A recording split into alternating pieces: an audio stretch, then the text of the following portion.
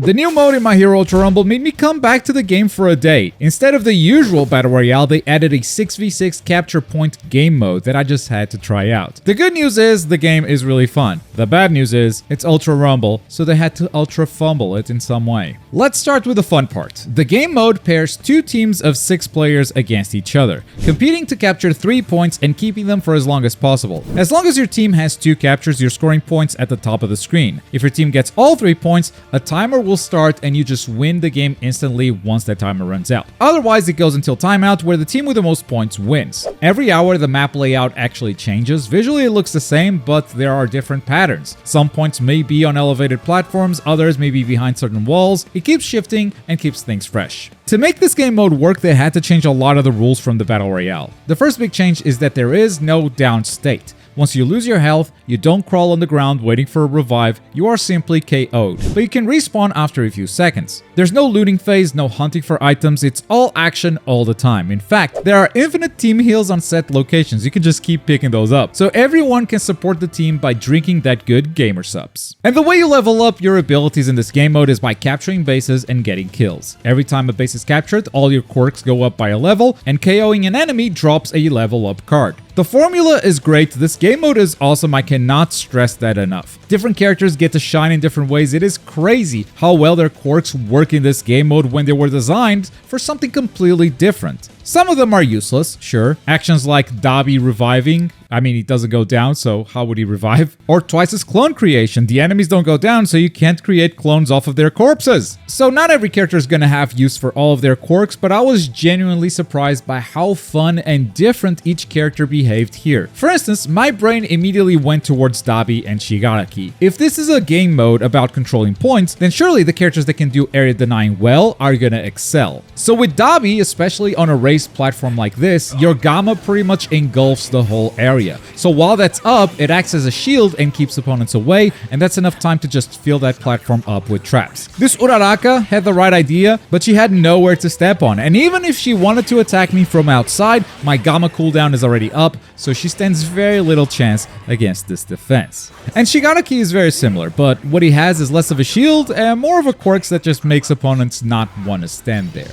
Then I tried Kirishima. He's not quite about area denial, but he can be super armored, and he has big area moves. He could absolutely power through a point, get a couple of kills, and win that fight for your team. Besides, I kept running into all-for-one players trying to pull off this combo, but if you're gonna teleport Kirishima with armor to your face, I think I'm winning that trade. It felt like a great counterpick. The same way, it feels good to counterpick other players when playing in the Battle Royale mode. Since that worked so well, I started thinking outside the box a little bit. What if I played Iida? I mean, so far the big team battles are always at point B, which is the one in the middle of the map. So what if I use Iida's speed to keep the other 2 points, which should be mostly empty for most of the time. And sure enough, I spent most of the game fighting 1v1s or 2v2s, which allowed the rest of my team to focus on point B, and I could just back up whoever was battling for points A and C. Plus, the kick is so good for engaging in a fight when you know the opponent is not going to leave the point. Aizawa also felt incredible. Not only does he have great mobility to claim points A and C, these are generally small spaces, making it really easy to hit with his quirks,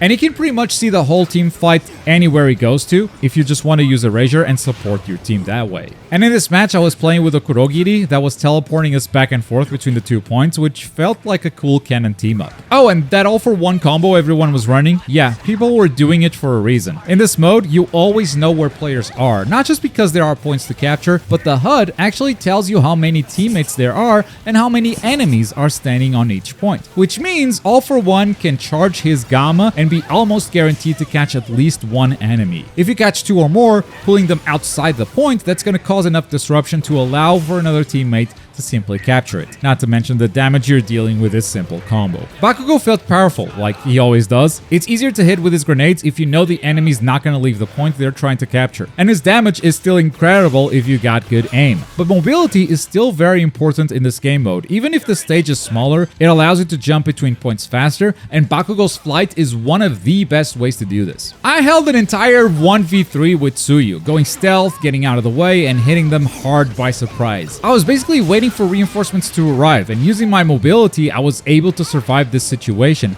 as I just watched my enemies spend all of their cooldowns trying to find me. So here is when I retreat with my teammates finally coming to help. If I'm dead, I'm helping no one, but by retreating, I can heal up, which is gonna heal my team as well. So I can jump back in there and pick up any stragglers that try to run away. This is how we capture this point back, and by finishing off these enemies one by one, they don't get to support their team by healing just like I did. Alright, one last character, Mirio. Mirio was everywhere, so I definitely didn't discover this, but yes, you can use permeation and it counts as being on the point. You can capture, you can defend, all while being immune and just wait for that perfect moment to snatch those kills. As you could probably tell, I had a blast with this game mode today, but I also don't think I'll be booting up Ultra Rumble to play it again, because in typical biking fashion, they nailed the hardest part, which is the game concept, the balance, all of that stuff, but fumbled the easiest, most obvious stuff. This is a 6v6 game mode. How come we have to queue up as teams of 3? No matter what, you will have to play this game mode with randoms, which is the worst part of Ultra Rumble. You are kind of forced to do that here. You can have a team of 3, but the other 3 players are always going to come from matchmaking. Second, this is straight up being treated as a side mode, not as a viable second game mode that you might even think of maining, but something that will actually be removed from the game. It's only gonna last for 20 days. They could always bring it back, but I think they'll always do so for a limited time. And if they don't, it will always be treated as a side mode. Something this solid could deserve a permanent place in the matchmaking queue, sure, but it's so obvious they don't want to do that, as you actually don't get any drops for the tuning system from playing this mode, and most of the weeklies and other gacha quests cannot be completed while playing this. This game mode does not work with their whole monetization scheme, so they just want to use it as a promotional event to bring in players and hopefully convert some of those to the Battle Royale. Last but not least, the game's not even available in custom lobbies. Kind of a minor point for most players, but I was actually considering running this game for Ultimate Burst this year, and this kind of makes it impossible to run that event. Not to mention, I haven't been in Ultra Rumble in a while, and just logging into the game made me want to quit immediately. It's insane how much worse things are right now. Some of this may not be new to a lot of you, but the whole tuning system is so blatantly pay to win. The gacha has 4 different banners with new characters. I'm pretty sure they promised at some point that the banners were only going to have 2 or 3 characters at most, and yet Overhaul here can still not be unlocked with hero tickets. You still have to gacha for this character. Not to mention all the quirk sets they keep adding, they will never be unlockable with tickets. They will always be gacha exclusive. A gacha that still has a different pity per banner, a pity that resets every 2 weeks or so, a pity that you are definitely not hitting on every banner unless you are straight up wailing. This is bad. It's a system that doesn't respect your time. It's a system that is designed for whales. I'm not saying everything should be free, but comparing this to other free-to-play gachas, this is the worst one I've played. By having a friendlier gacha system, let's say for instance, let the pity carry over from one banner to the next, you get more people engaging with it, and you get even more whales. There is data that backs this up because gacha games are so researched, they are done to death. There is a formula, there is a right way to do this, not only for player satisfaction, but for more profits as well. They're pissing off their player base while making less money. It's so dumb. The one redeeming feature this game had were the rental tickets, but after they nerfed those, they never went back.